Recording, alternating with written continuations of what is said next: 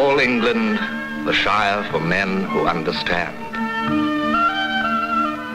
That's how Rupert Brooke described it. And a traveller new to this ancient county and the other East Anglian villages that border it might ask just what it is these quiet people understand.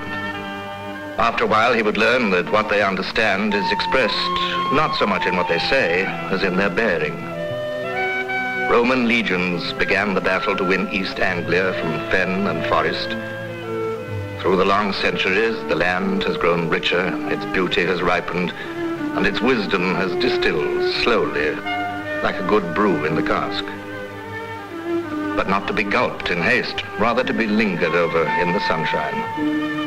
And in this hospitable land, you, the stranger, will soon find yourself in tune with its rhythm, absorbing its essence. What remains of the fenland seems haunted by an ancient knowledge, silent and unfamiliar. But the crown of East Anglia, Cambridge itself, that is something different. Here, knowledge is far from silent. Here, too, are the men who understand and who always want to understand more. They jab at the frontiers of knowledge like the spear point of an army. And since Cambridge University began nearly 7 centuries ago, they have been probing those frontiers, casting doubt on old ideas, asking awkward questions. They still ask them today. The frontiers of knowledge. And here is one of the battle outposts, the Cavendish Laboratory. An outpost, but in the heart of the university to which it belongs. Here, Rutherford first split the atom. But that was yesterday, and Cambridge is always busy with today's questions, using the victories of yesterday as a springboard.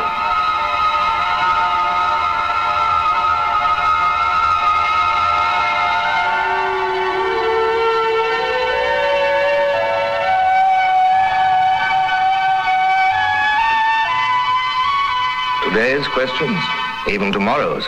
This great radio telescope, for instance, it provides the Cavendish Laboratory with some of the answers.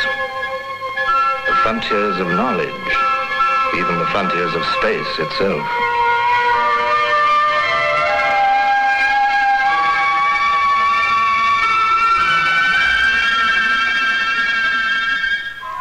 Cathode ray tubes within medieval walls.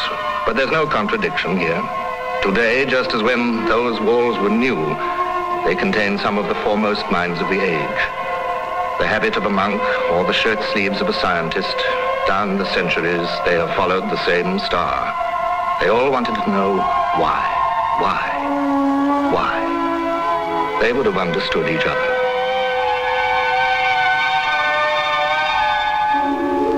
Some of their frontiers would seem abstruse to the layman, but they follow their star with their feet on the ground. Nothing could be more practical than the fight against polio, and through electron microscopes such as this, the tiny battleground is magnified hundreds of thousands of times. Electron and X-ray microscopy is only one of the fields in which the Cavendish Laboratory is doing revolutionary work, parallel with other countries, but along its own lines in the Cambridge tradition. That tradition is not confined to the university. Here is the research department of a Cambridge electronics factory, asking its own questions, thorny questions, vital questions in the Cambridge tradition. For that tradition seems to be part of the Cambridge air. What is to be seen in the heart of an atomic pile? It would be useful to know. So Cambridge men build a TV camera to find the answer.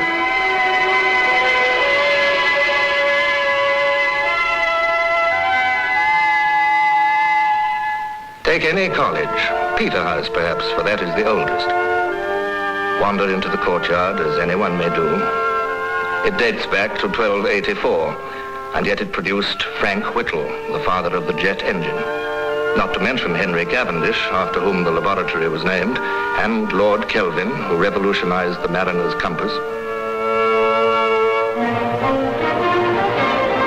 And you on the bicycle, what will you be?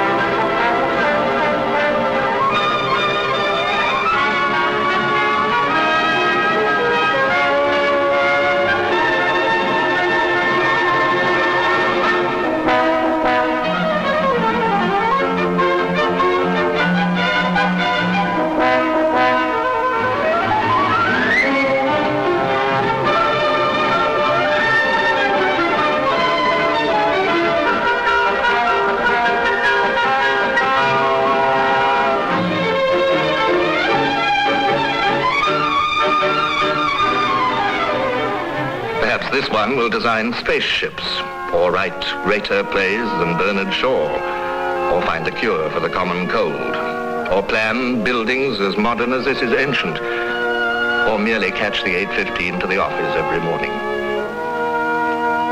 Right now, all he's worried about is that she hasn't written to him. Cheer up, she didn't write to Henry Cavendish or Lord Kelvin either. Compared with the august Porter, they too were nobodies.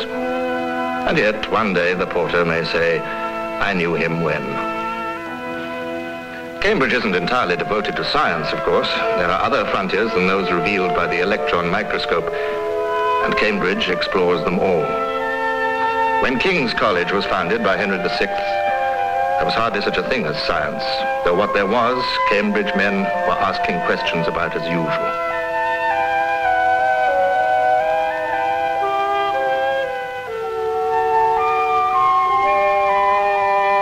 King's Chapel, completed by Henry VIII, is probably the loveliest piece of Tudor church building in all England.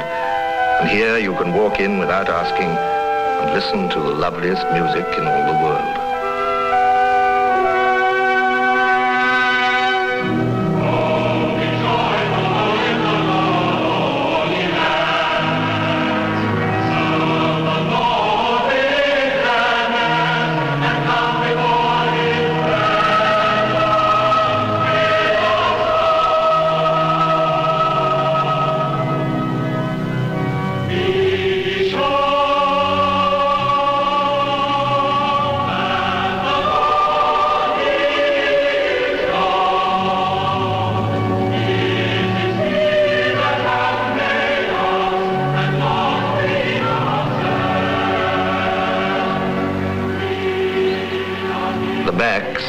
Where 6 colleges flank the River Cam, are like a jewel set in the gold of the city, a place of loveliness as well as learning.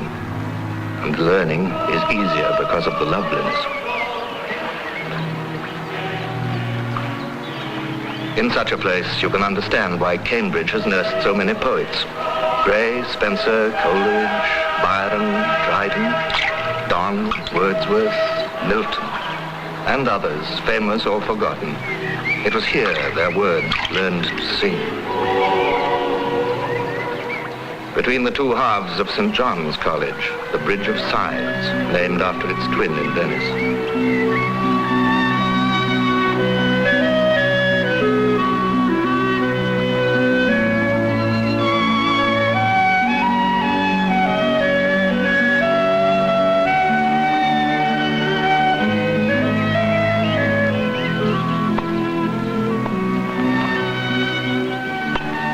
Cambridge, like other English universities, is a federation of colleges.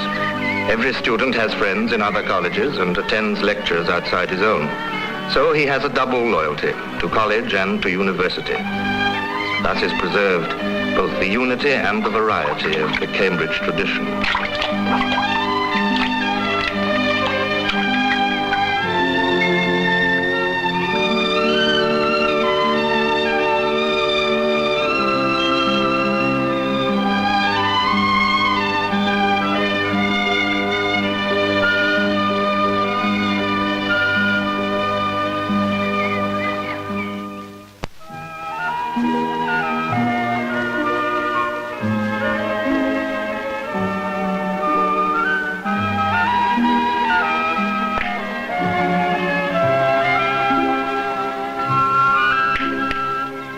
Magdalen College contains the library of that busy diarist, Samuel Pepys, a typical product of Cambridge, curious about life and living it to the full. Beatrice, have you wept all this while? Yes, and I will weep a while longer. I will not desire that. You have no reason. I do it freely. Surely I do believe your fair cousin is wrong. Oh, how much might the man deserve of me that would write her? Is there any way to show such friendship? An even way, but no such friend. May a man do it? It is a man's office, but not yours. I do love nothing in the world so well as you. Is not that strange? As strange as the thing I know not. It were as easy for me to say I love nothing so well as you, and yet believe me not. And yet I lie not. I confess nothing, nor I deny nothing. I am sorry for my cousin. I My sword, Beatrice, thou lovest me. To these students, Shakespeare seemed long enough ago.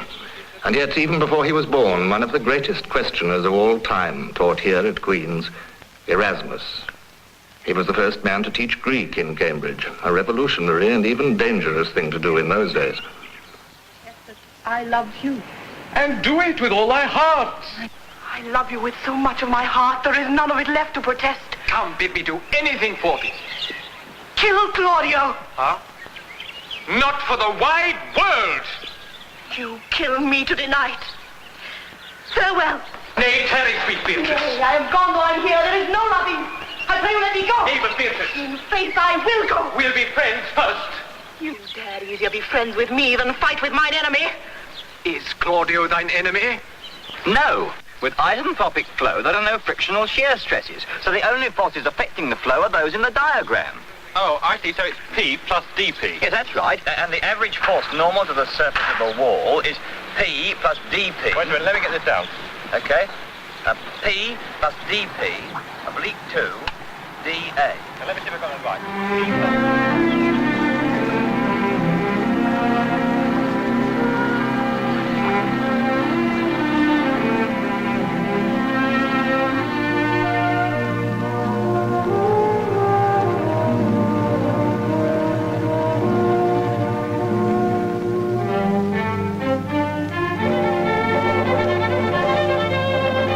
A little world, like nowhere else in the wider world. A strange world, and perhaps for that very reason, one where you, the stranger, are always welcome.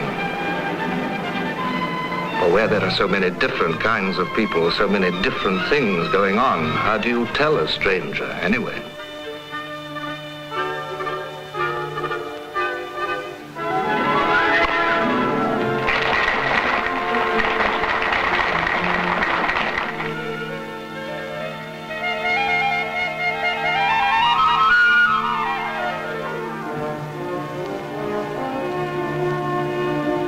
To keep the mind fresh and receptive, physical well-being helps, and everyone has his own idea of how to achieve it.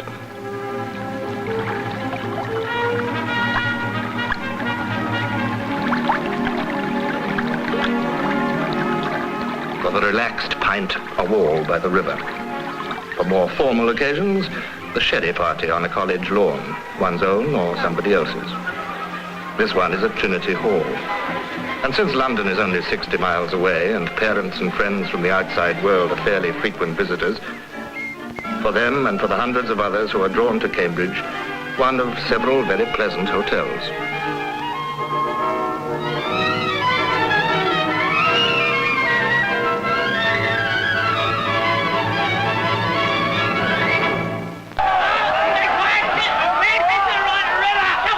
These are the May races, which for some reason are held every year in the middle of June. They decide which college is to be head of the river for the year. The river is too narrow for them to race abreast, so they start equally spaced in last year's order. If a boat succeeds in bumping the one in front, they change places for the next day. This goes on for 4 days, so a college can move up 4 places in the year, or down.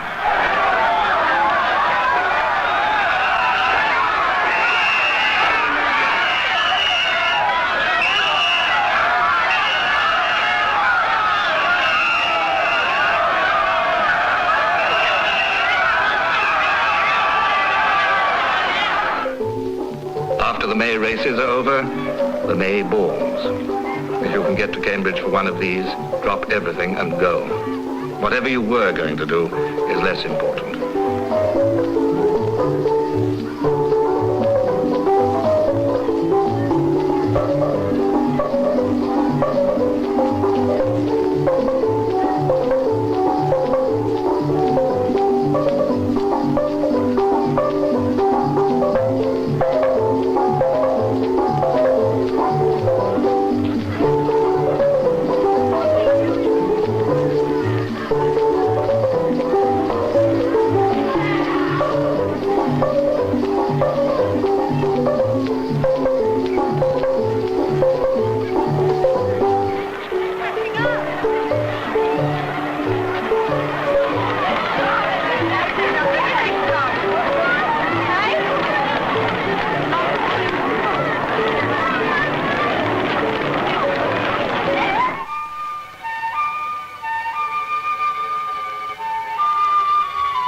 dancing ends with the dawn. But the program isn't over. Tradition is quite rigid about the end of a May ball. You take a punt along the river to the little village of Grantchester, about an hour's journey, for breakfast. If you're awake, that is.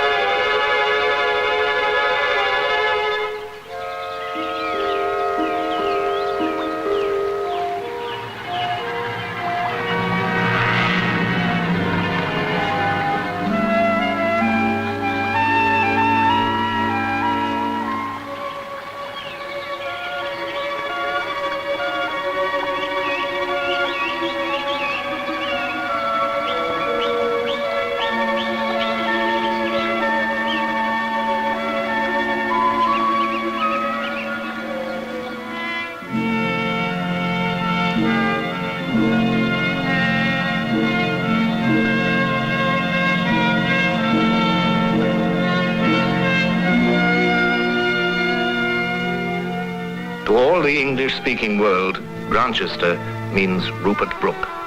And to Brooke himself, whose name, in alphabetical order with the rest, is on the village war memorial in that churchyard, Grantchester meant perfection. The women there, he said, do all they ought. The men observe the rules of thought. They love the good, they worship truth, they laugh uproariously in youth. And when they get to feeling old, they up and shoot themselves, I'm told.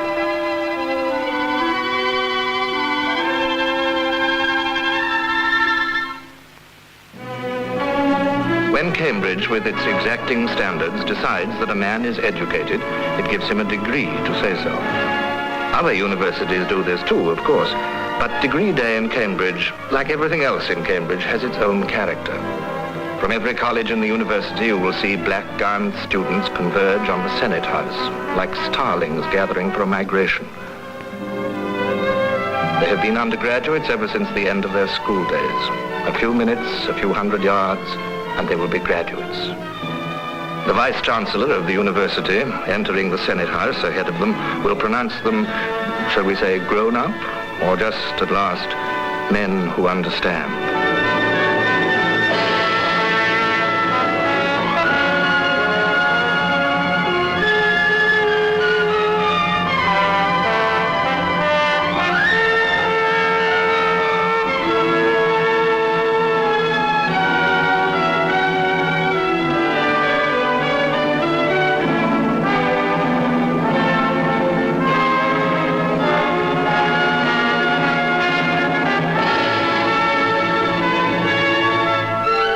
Now they are graduates, men and women with letters after their names.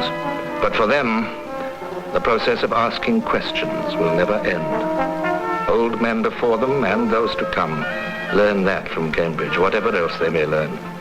For that is the most important thing Cambridge has to teach, the thing that has made it what it is.